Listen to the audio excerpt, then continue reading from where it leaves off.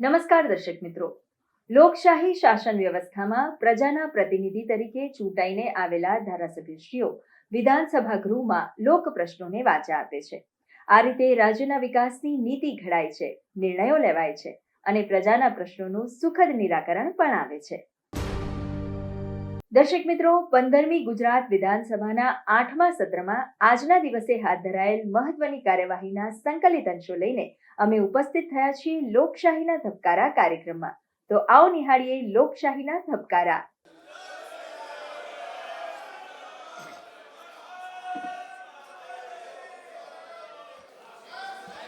Order માન્ય શ્રી ઉદયભાઈ કાનગડ. અને અધ્યક્ષશ્રી, આપના માધ્યમથી માન્ય મંત્રીશ્રીને પૂછવા માગું છું કે રાજકોટ જિલ્લાના ખેડૂતોને જે નેટ હાઉસ બનાવવા માટેની જે યોજના છે ખૂબ સરસ છે, પણ પ્રશ્ન એ છે કે કેટલા સમયથી એ યોજના શરૂ કરવામાં આવી છે અને આના માટે નેટ યોજના માટે ખેડૂતોને કોઈ પ્રોત્સાહન આપવામાં આવે છે કે નહીં? માન્ય અધ્યક્ષશ્રી, મને ઉદયભાઈએ જે પ્રશ્ન કર્યો છે, મને અધ્યક્ષશ્રી, કેન્દ્રીય પુરસ્કૃત યોજના mission for integrated development of horticulture હેઠળ પેટા યોજના નેશનલ હોર્ટિકલ્ચર મિશન અંતર્ગત માન્ય અધ્યક્ષશ્રી 2005-6થી નેટ હાઉસ ઊભા કરવાની યોજના અમલમાં છે. કેન્દ્ર સરકાર શ્રી દ્વારા માન્ય અધ્યક્ષશ્રી માનની મોદી સાહેબ દેશની ધોરા સંભાળી ત્યારથી 14-15થી માન્ય અધ્યક્ષશ્રી નેટ હાઉસ બનાવવાના એકમમાં ₹600 પ્રતિ ચોરસ મીટરની જગ્યાએ 710 ચોરસ મીટરનો માન્ય અધ્યક્ષશ્રી વધારો કરવામાં આવેલ છે. આમ કેન્દ્ર સરકારની નેશનલ હોર્ટિકલ્ચર મિશન અંતર્ગત 710 પ્રતિ ચોરસ મીટર ધ્યાનમાં લઈને 4000 મીટર ચોરસ મીટર વિસ્તાર માટે એકમ ખર્ચના 50% સુધી કેન્દ્ર સરકાર દ્વારા, પરંતુ ખેડૂતના ખર્ચમાં રાહત મળે એટલે માન્ય અધ્યક્ષશ્રી ભૂપેન્દ્રભાઈના નેતૃત્વની ભારતીય જનતા પાર્ટીની સરકારે માન્ય અધ્યક્ષશ્રી સામાન્ય ખેડૂતો માટે 15% વધારાના, એટલે રાજ્ય સરકાર, અને માન્ય અધ્યક્ષશ્રી અનુસૂચિત જાતિ અનુસૂચિત જનજાતિ માટે અને દેવપૂજ્ય ખેડૂતો માટે 25% વધારાની પૂરક સહાય માન્ય અધ્યક્ષશ્રી આમાં આપવામાં આવે છે. માન્ય અધ્યક્ષશ્રી, અતિ મહત્વનું આપણા નેટ શેડ હાઉસ સૌ સભ્યશ્રીઓના ધ્યાનમાં, એટલે માન્ય અધ્યક્ષશ્રી માની ભૂપેન્દ્રભાઈના નેતૃત્વની અંદર મેં ગઈકાલે ચર્ચા કરી છે હર્ષભાઈને એમની સાથે. માન્ય અધ્યક્ષશ્રી, ખેડૂતોની આવક ડબલ થાય એમના માટે માન્ય અધ્યક્ષશ્રી આપ પણ જાણો છો અને આપ પણ ખેડૂત છો, નેટ હાઉસમાં ડબલ આવક થાય એની સંભાવનાઓ માન્ય અધ્યક્ષશ્રી શાકભાજી હોય કે અન્ય પ્રકારની માન્ય અધ્યક્ષશ્રી એ ઉત્પાદન મેળવી શકતા હોય છે. એટલે રાજ્ય સરકારે માન્ય અધ્યક્ષશ્રી ચર્ચાઓ કરીને નક્કી કર્યું છે કે સમગ્ર રાજ્યની અંદર નેટ હાઉસ કેવી રીતે, માની સભ્યોને પણ વિનંતી છે કે આ અતિ મહત્વનું એ 1.5 એકર, 1 એકર, 1.5 વીઘો, 1 વીઘો એમના માટે થઈને માન્ય અધ્યક્ષશ્રી જો શરૂ કરશે નેટ હાઉસ બનાવવાનું તો માન્ય અધ્યક્ષશ્રી 65% એ સામાન્ય ખેડૂતને મળી રહ્યા છે, 75% એસટી એસસી અને દેવી પૂજક સમાજને માન્ય અધ્યક્ષશ્રી મળી રહ્યા છે. જીસી બેંકના માન્ય અધ્યક્ષશ્રી ચેરમેન, આપણેના મેમ્બરના વાઇસ ચેરમેન માન્ય અધ્યક્ષશ્રી તરીકે જવાબદારી નિભાવતા રહ્યા છો કાયમ, ત્યારે અજયભાઈ સાથે અને બેંક સાથે માન્ય અધ્યક્ષશ્રી ચર્ચા થઈ છે કે 65% એ સરકાર દ્વારા મળી રહ્યા છે, 35% એ બેંક માન્ય અધ્યક્ષશ્રી લોન તરીકે એ ખેડૂતને 8%ના સાદા વ્યાજથી આપશે. માનનીય મુખ્યમંત્રીશ્રીના માર્ગદર્શન નીચે અમારા વિભાગે માન્ય અધ્યક્ષશ્રી ખેડૂતો આ નેટ હાઉસમાં વધારેમાં વધારે લાભ લે એના માટે થઈને માન્ય અધ્યક્ષશ્રી આ નિર્ણય કર્યો. માન્ય અધ્યક્ષશ્રી 500 ચોરસ મીટર માટે 3.55 લાખનો ખર્ચ એ થતો હોય છે અને સામાન્ય ખેડૂતને 2.30 લાખ માન્ય અધ્યક્ષશ્રી એ સહાય મળે છે.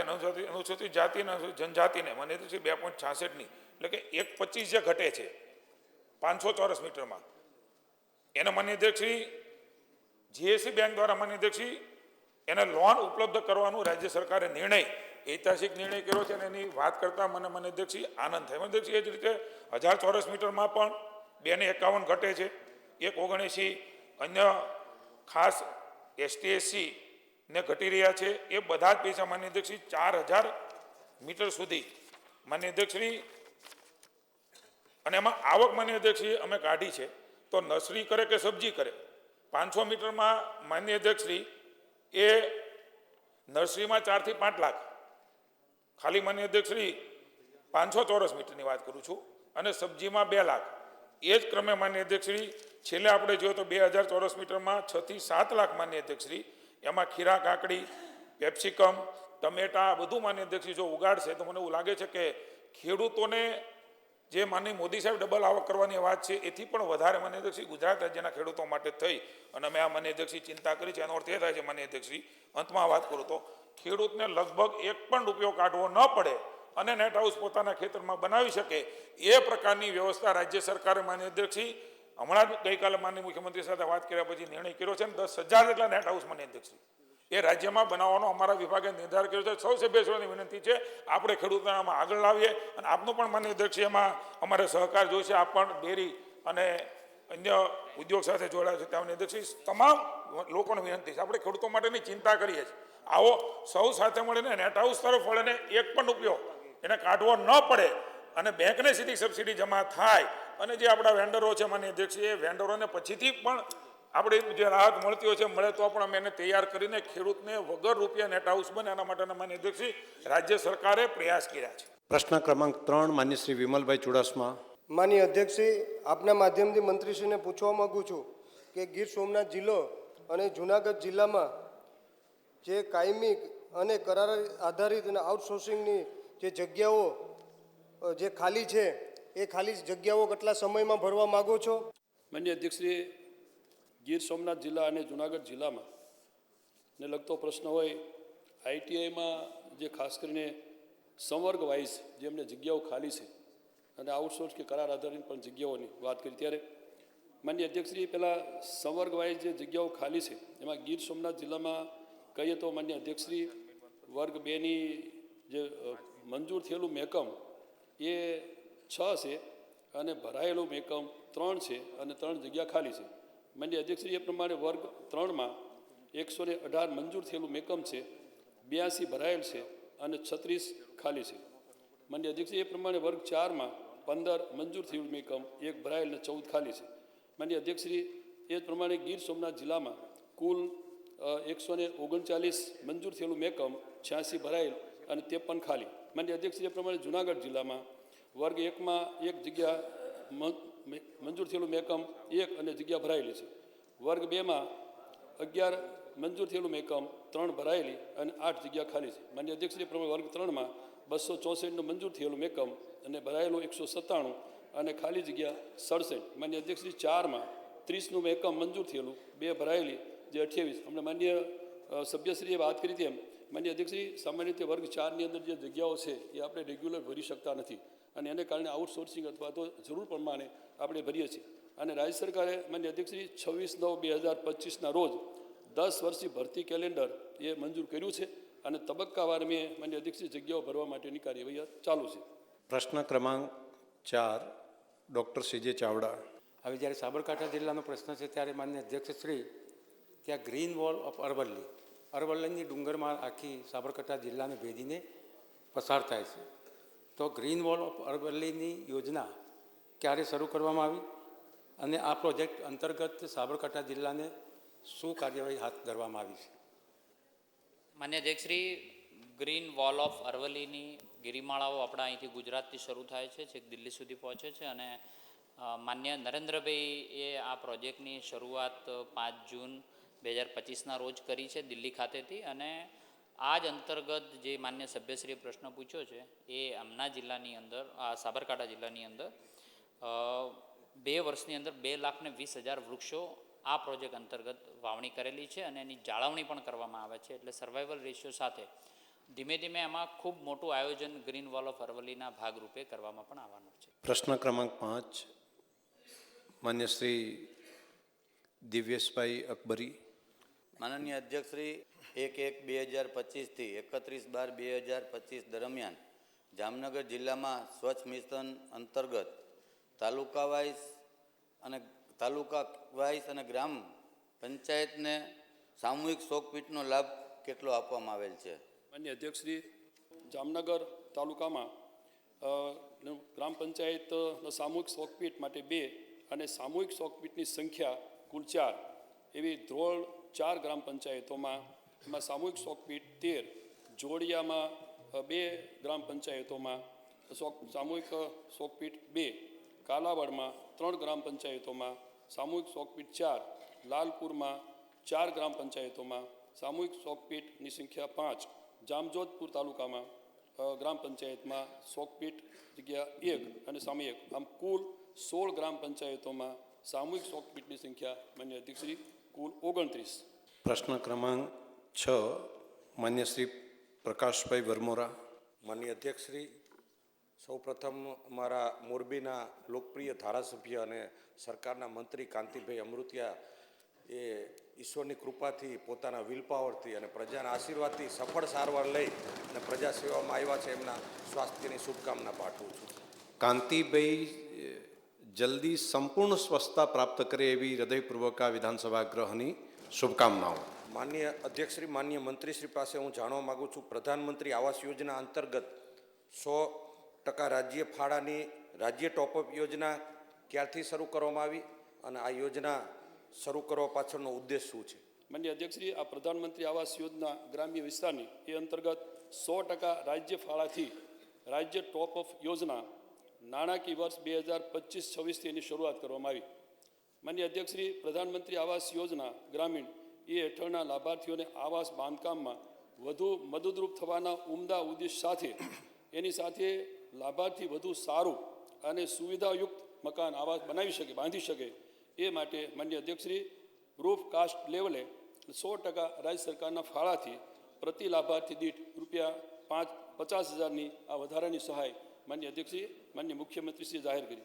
માન્ય અધ્યક્ષશ્રી, એમાં જોડે મારે આપણે એ કહેવું છે કે આ વખતે માન્ય મુખ્યમંત્રી સાથે અમે જે વાત મૂકી હતી એટલે એમણે જે અગાઉ પ્રધાનમંત્રી આવાસ યોજના જે 16-17માં શરૂઆત થઈ હતી અને 2023-24ના આ સમયગાળા દરમિયાન જે આ પ્રધાનમંત્રી આવાસ યોજનાના મકાનના બાંધકામો કેટલાક કોઈ કારણોસર એ અધૂરા રહ્યા હતા અથવા પૂર્ણ થવામાં કંઈક વિલંબ હતો, તો એવા લોકોને પણ ધ્યાનમાં રાખીને માન્ય અધ્યક્ષશ્રી આ વખતના બજેટમાં લગભગ એવા મકાનો જે છે 2016-17 અને 23-24ના વચ્ચેના ગાળામાં આવા લગભગ. ઉમેશભાઈ મકવાણા.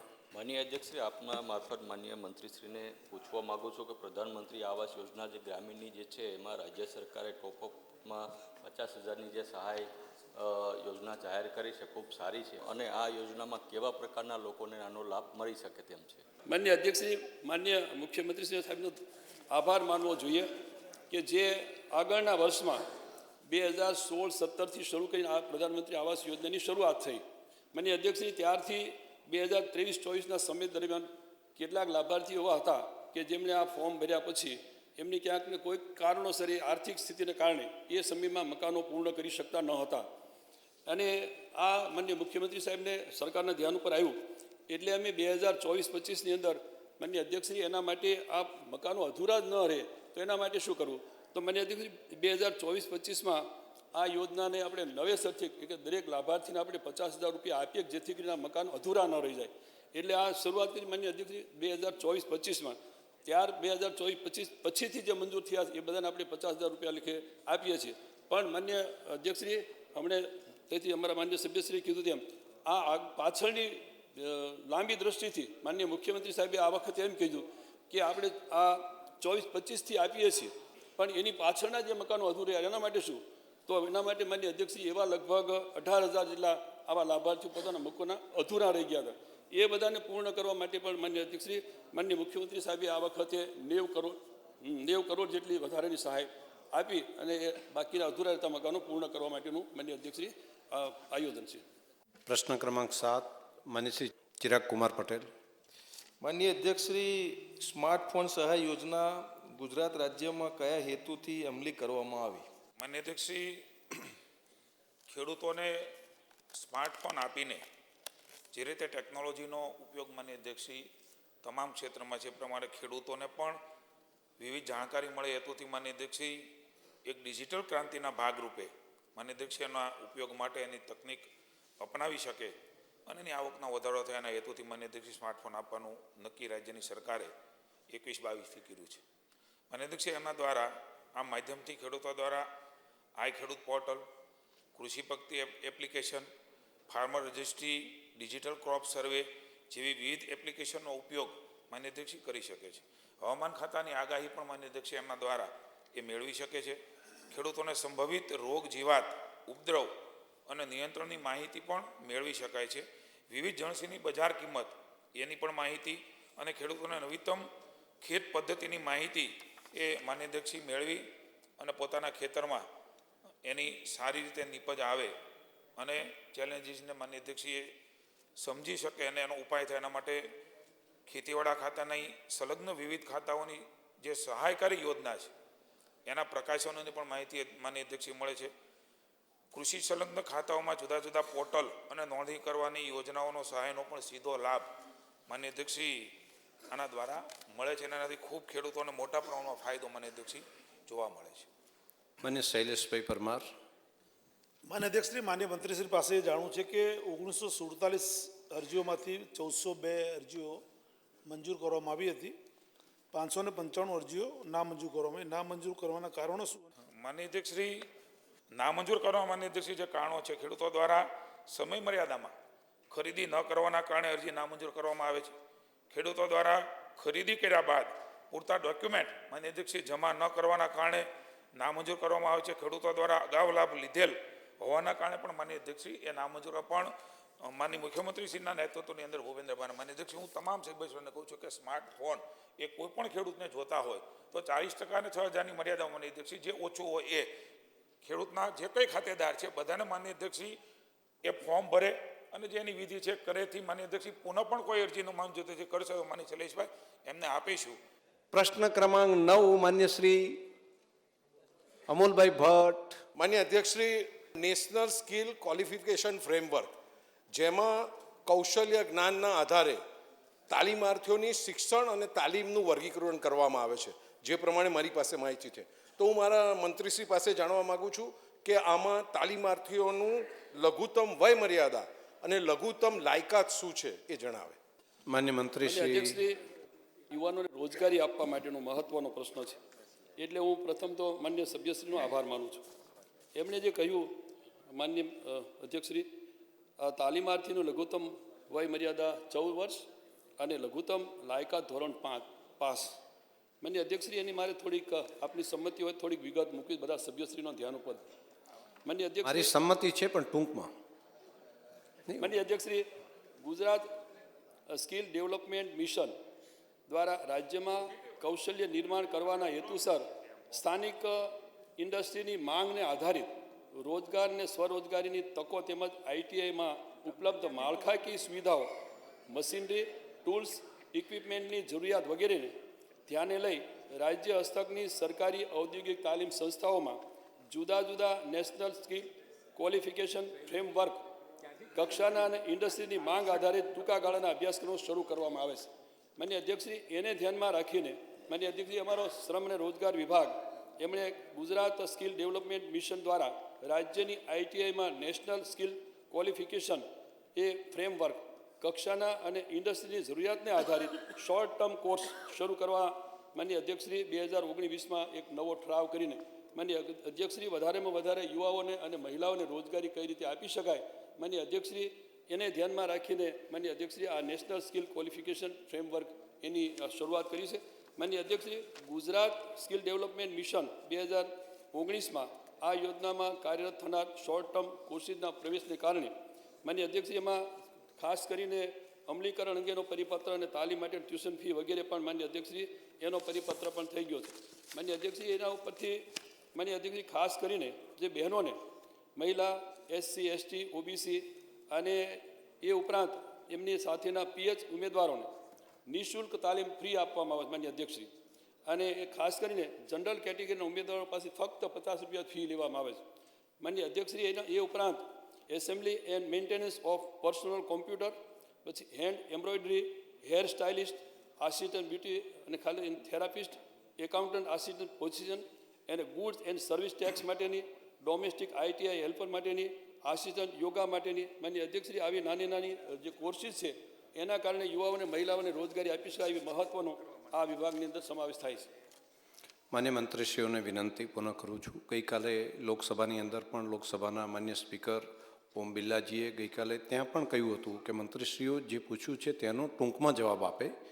એટલે મને લાગે છે કે હું પણ અહીંયા માન્ય મંત્રીશ્રીઓને પણ કહું છું, માન્ય સભ્યશ્રીઓને પણ કહું છું કે આપણે ટૂંકમાં જ પ્રશ્ન અને ટૂંકમાં જ જવાબ આપીને આપણું કામને આગળ વધારીએ.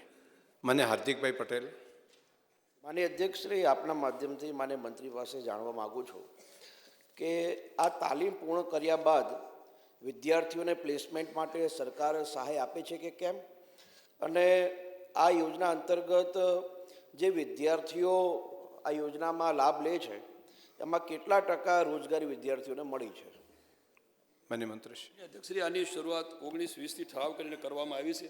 હવે બાકીની ગાઈડલાઈન તૈયાર થાય છે. પણ માન્ય અધ્યક્ષશ્રી, એ સમય દરમિયાન અત્યારે જે વેકેશન કોર્સીસ ચલાવવામાં આવે છે એમાં કોઈ પ્રકારના ફી લેવામાં આવતી નથી, એટલે ફ્રીમાં આ કોર્સ અભ્યાસક્રમો ચલાવવામાં આવે છે. એ પ્લેસમેન્ટ માટે કોઈ મદદ કરીએ છીએ? આર્થિક સહાય નથી કહ્યું, સહાય કહી છે. એટલે આર્થિક સહાય નહીં, કોઈ સહાય કરો છો? પ્લેસમેન્ટ માટે નજીકની કોઈ ઇન્ડસ્ટ્રીઓ હોય એમની મદદથી માન્ય અધ્યક્ષશ્રી આપણે પ્લેસમેન્ટ કરાવીએ છીએ. જી. પ્રશ્ન ક્રમાંક 10 માન્ય શ્રી કાંતિભાઈ બલ્લર.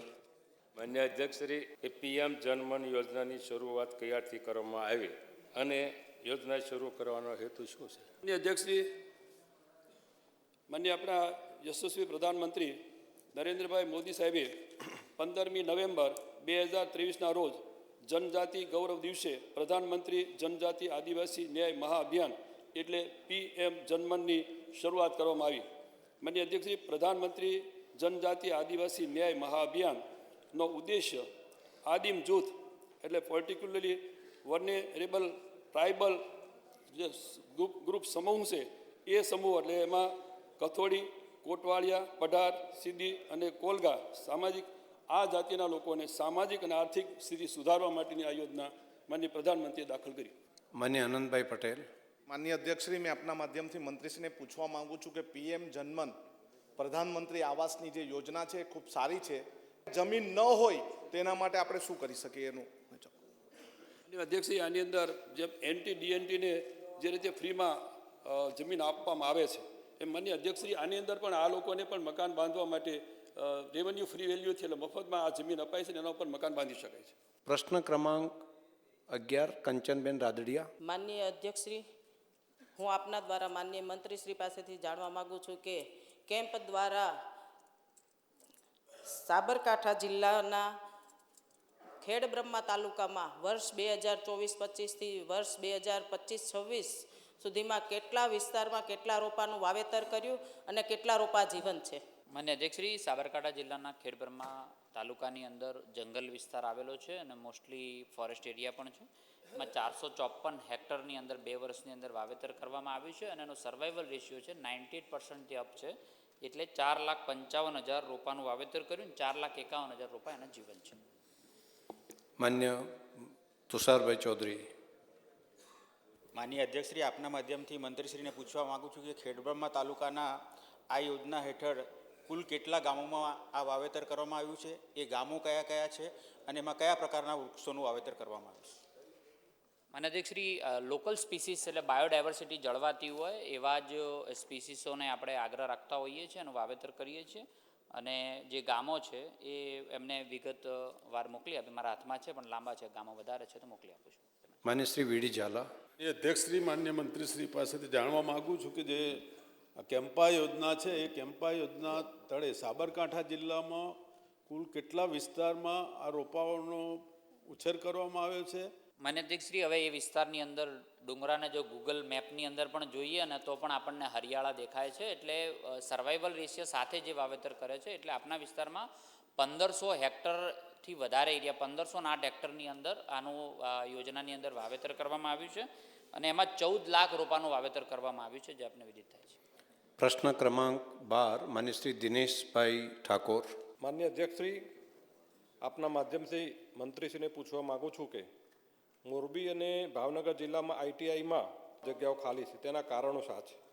માનનીય અધ્યક્ષશ્રી, ભાવનગર અને મોરબી જિલ્લાની અંદર અને સમગ્ર અમારા જિલ્લામાં સમગ્ર રાજ્યની બીજા જિલ્લાઓ પણ આઈટીઆઈની જે જગ્યાઓ ખાલી છે, માનનીય અધ્યક્ષશ્રી, એ જગ્યાઓ ભરવા માટેનું અમે ભરતી કેલેન્ડર મૂકી દીધું છે અને તબક્કાવાર અમે આ સંવર્ગ વાઇઝ આ જગ્યાઓ ભરવા માટેની માનનીય અધ્યક્ષશ્રી એની કાર્યવાહી ગૌણ સેવા પસંદગી મંડળ મારફતે અને જીપીએસસી મારફતે આ પ્રક્રિયા કાર્યરત છે અને વહેલામાં વહેલી તકે જગ્યાઓ ભરાય માટેની અમે વ્યવસ્થા કરી.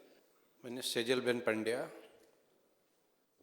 માનનીય અધ્યક્ષશ્રી, હું આપના માધ્યમથી મંત્રીશ્રી પાસે જાણવા માગું છું કે ચાલુ વર્ષે સરકારી આઈટીઆઈના તાલીમાર્થીઓ માટે કોઈ યોજના કે સુવિધાઓ નવી મંજૂર થઈ હોય તો તેની વિગતો આપવા વિનંતી. માનનીય અધ્યક્ષશ્રી, વર્ષ 2026-27ના બજેટમાં માનનીય અધ્યક્ષશ્રી નમો કૌશલ્ય લક્ષ્મી યોજના એટલે શરૂ કરવામાં આવી છે અને રાજ્ય સરકારની આઈટીઆઈમાં અભ્યાસ કરતી દીકરીઓને 1 વર્ષના કોર્સ માટે 15,000 અને 2 વર્ષના કોર્સ માટે 24,000 સુધીની સહાય આપવા માટે નક્કી કર્યું છે. એના માટે અંદાજિત માનનીય અધ્યક્ષશ્રી એમાં 23,000 જેટલી મહિલાઓ તાલીમાર્થીઓને આ નાણાકીય વર્ષ 2026-27માં આ નવી બાબતમાં માનનીય અધ્યક્ષશ્રી 33 કરોડની જોગવાઈ કરી છે. બીજું માનનીય અધ્યક્ષશ્રી, અત્યાર સુધી આ આઈટીઆઈની અંદર જે પ્રવેશ લેતા એના માટે ગણવેશ માટેની કોઈ અલગથી પહેચાન ન હતી.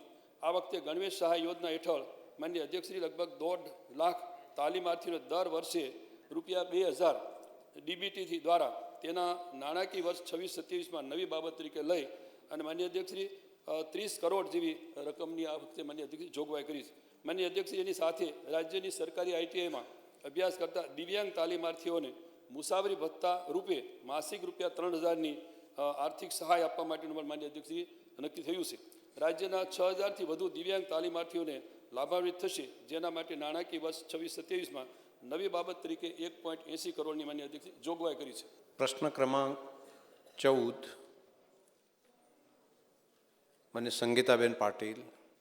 માન્ય અધ્યક્ષશ્રી, રાજ્ય સરકાર દ્વારા બેટરી સંચાલિત ત્રિચક્રી વાહન યોજના ક્યારથી અમલમાં આવી તેમજ આ યોજના હેઠળ લાભાર્થીઓને આપવામાં આવતી નાણાકીય સહાય કેટલી છે? માન્ય અધ્યક્ષશ્રી, કાર્બન ઉત્સર્જનને ઘટાડવા માટે અને દ્વિચક્રી એટલે 3 વ્હીલર જે વ્હીકલ છે એને પ્રોત્સાહન આપવા માટે કરીને 18-19થી આ યોજના લાગુ કરવામાં આવી છે અને પ્રતિ વ્યક્તિને 48,000ની સહાય આપવામાં આવે છે અને તેના ખાતામાં સીધી સહાય આપવામાં આવે છે. માન્ય મનુભાઈ પટેલ. આપના માધ્યમથી મંત્રીશ્રીને પૂછવા માગું છું કે બેટરી સંચાલિત વાહનોના ઉપયોગથી શ્રી પર્યાવરણને શું લાભ થાય છે? પ્રદૂષણમાં ઘટાડો પણ થાય છે માન્ય અધ્યક્ષશ્રી, અને એના કરતાં પણ વિશેષ એ વાત છે કે દિવ્યાંગ વ્યક્તિ છે, રિક્ષા ચાલક છે કે નાના વ્યક્તિઓ છે જે પેટ્રોલ ડીઝલના ખર્ચમાંથી મુક્તિ મળે છે, રાજ્ય સરકાર એને સહાય આપે છે, તો એના જીવનમાં બદલાવ આવે ને એ મોટો લાભ છે એનો. તો દર્શક મિત્રો, ફરી મળીશું, ત્યાં સુધી રજા આપશો. નમસ્કાર.